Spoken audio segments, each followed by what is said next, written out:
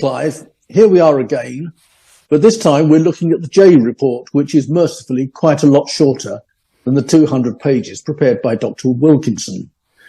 Do you want to say what we're going to do and how we plan to do it? Certainly, Martin. Professor Jay builds on the work of Dr. Wilkinson, and we presented what her report said in the Wilkinson files.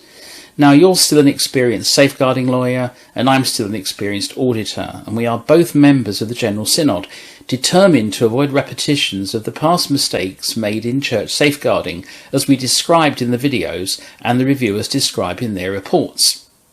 Now, since Dr. Wilkinson's report was published, a series of safeguarding complaints and charges under the clergy discipline measure have been registered in relation to the closure of the ISB. We're not going to concern ourselves with these at all today, as they are all still under investigation.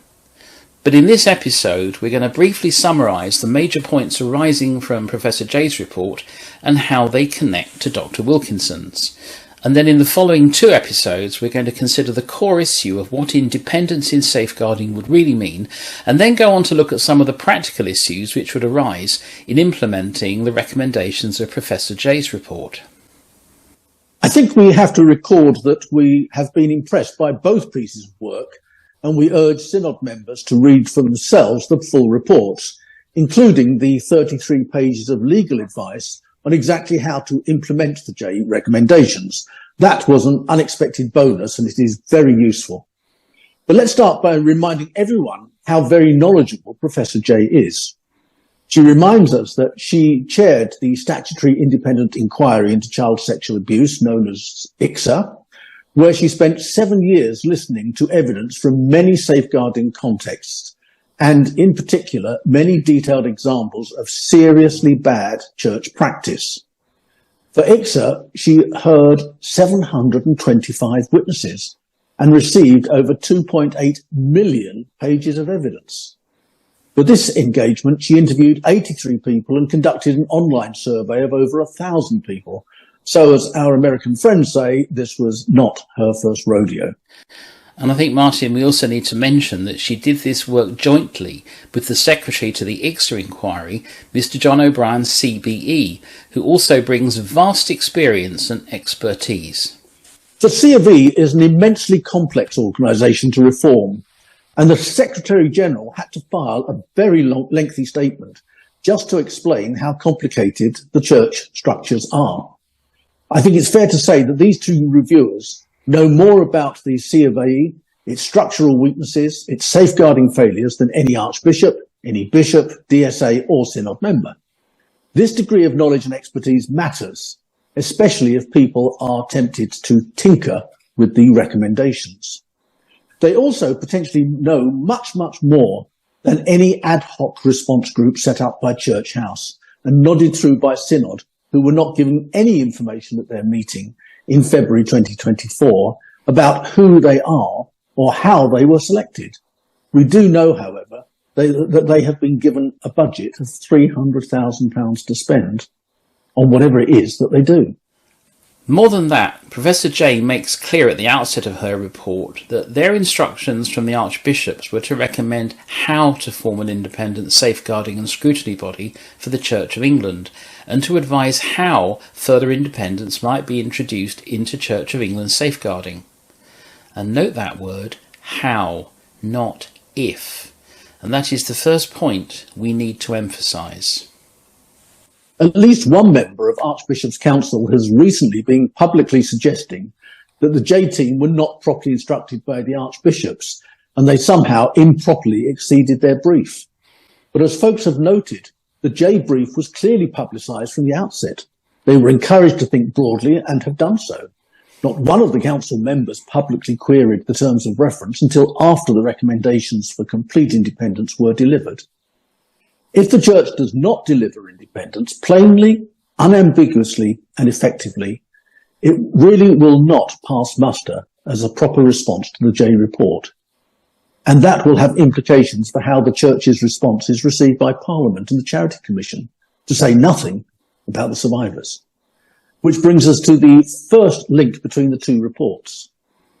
Dr. Wilkinson told us that a fundamental weakness in the church leadership establishing the ISB was its failure to define exactly what it meant by that word independent. Remind us, Clive, what Dr. Wilkinson said.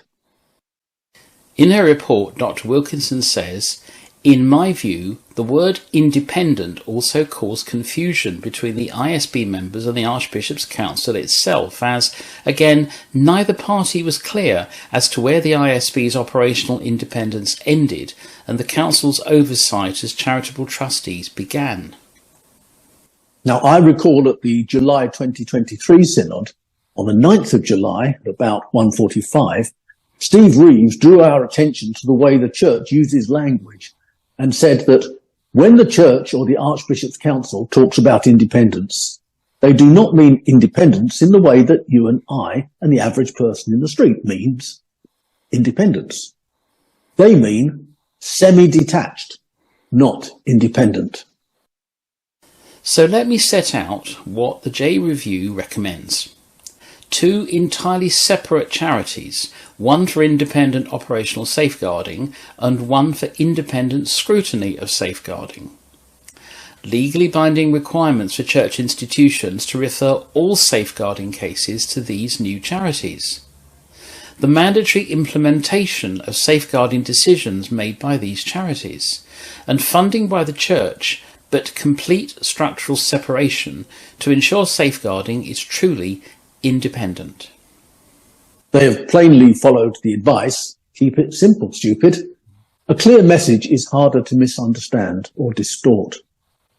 And what I think is really positive and important is that we will not have the present problem where bad practice just carries on without prompt redress and nobody has power to challenge or hold to account.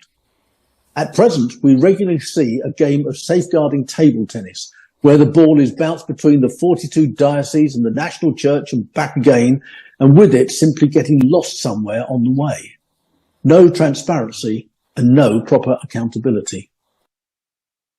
Professor Jay's review's conclusions are plain and unambiguous, and we'll read these out to you as they're written. Conclusions. The church needs to take action urgently to restore trust and confidence in its safeguarding by victims, survivors, those wrongly accused, and the general public. There have been attempts over many years by the church to improve how it responds to safeguarding concerns and allegations. Some of these have led to improvements, but overall church leaders have failed to allay suspicions and belief that the underlying intention of the church is to retain control of safeguarding inside the church and to protect its reputation. The dissolution of the ISB and the dismissal of 2 board members marked a further deterioration in the church's relations with victims and survivors. The review goes on. The church systems of operational safeguarding is not compatible with best practice, while its management and accountability remains across 42 dioceses of inconsistent resource and without coordinated quality control. The dioceses are largely autonomous and each may interpret guidance, definitions of safeguarding and professional practice in its own way, leading to wide variations across the church. Bishops and other church officers and other clergy with little safeguarding knowledge or experience manage safeguarding on a daily basis and take important, often life-changing decisions. This underlines the need for change to be far-reaching.